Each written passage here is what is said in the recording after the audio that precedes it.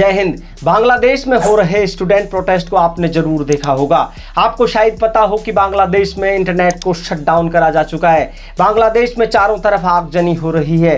तो आखिर आपने सोचा है कि क्यों स्टूडेंट सड़कों पर पड़े हैं, क्यों कई स्टूडेंट मौत के घाट उतार दिए गए हैं और क्यों वहां की prime minister Sheikh Hasina student के खिलाफ इतने सख्ती से पेश आ रही है। तो आइए इन सभी को जानते हैं इस वीडियो के माध्यम से। दरअसल में मैं बात करूं अगर 1971 की, तो वहां से पाकिस्तान से बांग्लादेश अलग हुआ था और पाकिस्तान से बांग्लादेश को अलग होने के लिए एक वॉर लड़नी पड़ी थी, जिसमें पाकिस्तान की सेना के सामने बांग्लादेश के कुछ नागरिक खड़े थे और उन्हीं नागरिकों की शहादत के हिसाब से फिर पाकिस्तान की सेना को मुँह की खानी पड़ी और पाकिस्तान की सेना पीछे हटी और आखिरकार 1971 में बांग्लादेश आज़ाद हुआ। लेकिन इसके बाद जब 1972 में सबसे पहले बांग्लादेश की सरकार बनी तो वहाँ के प्राइम मिनिस्टर ने उन लोगों को जो फ्रीडम फाइटर्स के रूप में लड़े थे, उनके बच्चों को और उनके आने वाली जनरेशन के लिए एक रिजर्वेशन का कोटा लेकर आया, जिसको कोटा सिस्टम नाम दिया गया। और इस कोटा सिस्टम के तहत वहाँ पर 30% रिजर्वेशन दिया जाता है। वैसे अगर मैं बात करूँ तो बांग्लादेश में अब तक कुल मिलाकर 56% रिजर्वेशन है, जिसमें से 26% रिजर्वेशन कुछ डिसेबिलिटीज़ में, कुछ विकलांगता में या फिर वुमेंस के लिए है और 30% रिजर्वेशन कोटा सिस्टम के तहत आता है। ये उन लोगों के लिए है जो फ्रीडम फाइटर से जुड़े हुए होते हैं।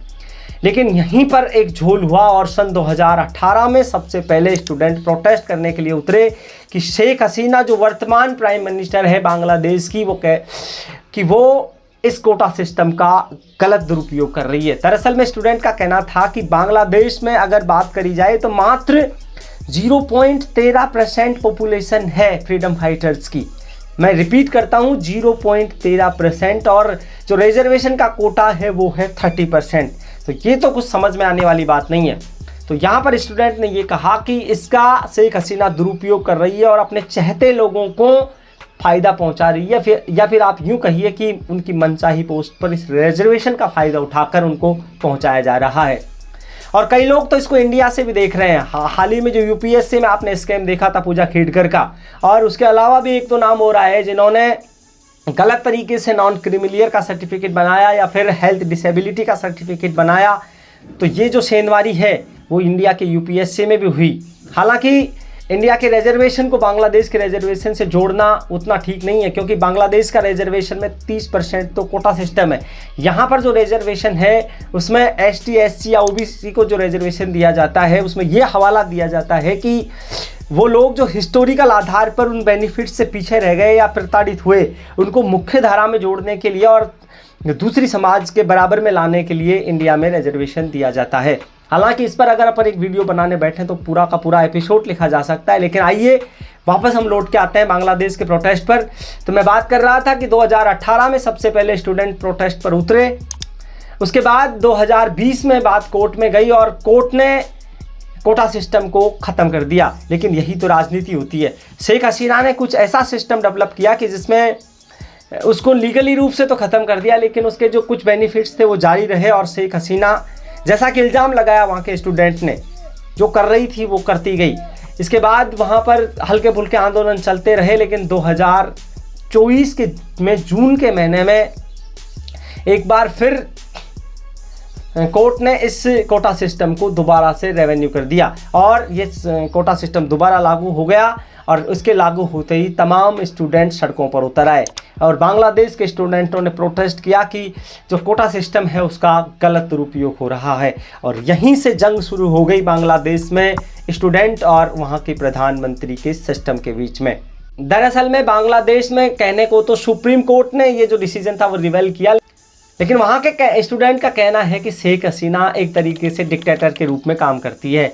ऐसी डिक्टेटर, एक ऐसी प्रधानमंत्री जो सामने बिना अपोजिशन के ही चुनाव जीत कर आई और प्रधानमंत्री के रूप में काम कर रही है। और उन लोगों का कहना है कि बांग्लादेश में सुप्रीम कोर्ट एक कहने मात्र का है। सुप्रीम कोर्ट से केवल वहाँ की एक मोहर लगा दी जाती है कि ये कोर्ट का डिसीजन है, ताकि लोगों को थोड़ा विश्वास हो सके। बाकी करने के नाम पर सब कुछ वो होता है जो शेख हसीना चाहती है। लेकिन स्टूडेंट्स की ये मांग और उग्र होती गई। स्टूडेंट ने जून के महीने में फिर अब इस आंदोलन को और उग्र कर दिया। उन्होंने रेल रोको और बस रोको तक के लिए आंदोलन करा और उन्होंने कुछ मायने में रेल भी रोकी, बसें भी रोकी और इसके खिलाफ शेख हसीना का सख्त रूल सामने आया, उसकी पुलिस और स्टूडेंट के बीच में झड़प हुई और कई स्टूडेंट मौत की घाट पे उतरे। 14 जुलाई को प्रोटेस्ट बढ़ा, 16 जुलाई को प्रोटेस्टर और पुलिस के बीच में झड़प हुई, उसमें सबसे पहले 6 प्रोटेस्टर्स की मौत हुई। यह आंदोलन और आगे बढ़ता गया और 18 जुलाई को प्रोटेस्टर्स के और पुलिस के बीच में बड़ी झड़प हुई, जिसमें लगभग 20 प्रोटेस्टर्स मारे गए और इसके बाद यह आंदोलन और उग्र हो गया। स्टूडेंट झुकने को तैयार नहीं थे, उन्होंने जैसे ठान लिया हो कि शेख हसीना के खिलाफ वो जरूर जाएंगे और पुलिस और उनके बीच में आगजनी हुई। पुलिस ने कई तरीके के हथियारों का इस्तेमाल करा और चूंकि बांग्लादेश में इंटरनेट शटडाउन है इसलिए एग्जैक्ट तो नहीं पता, लेकिन अब तक मिली रिपोर्ट के अनुसार बांग्लादेश में इन प्रोटेस्टर और पुलिस के बीच में हुई झड़पों की वजह से तकरीबन 163 लोग अपनी जान गंवा चुके थे। लेकिन फिर यहीं पर वो कहा जाता है ना कि जब जनता प्रोटेस्ट करती है तो अच्छी सरकारों को झुकना पड़ता है और उन स्टूडेंट के प्रोटेस्ट के सामने शेख हसीना को झुकना पड़ा।